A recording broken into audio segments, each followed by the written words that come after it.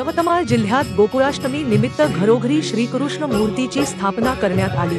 हाती घोडा पालखी, जय कन्हैया लाल की असा गजर आणि शंखनाद करीत रात्री 12 वाजता श्रीकृष्ण जन्मोत्सव मोठ्या आनंदात आणि भक्तिमय वातावरणात साजरा करण्यात आला। अनेक कुटुंबात श्रीकृष्ण जन्मोत्सवाची शेकडो वर्षाची परंपरा असून सुंदर देखावे आकर्षण ठरतात।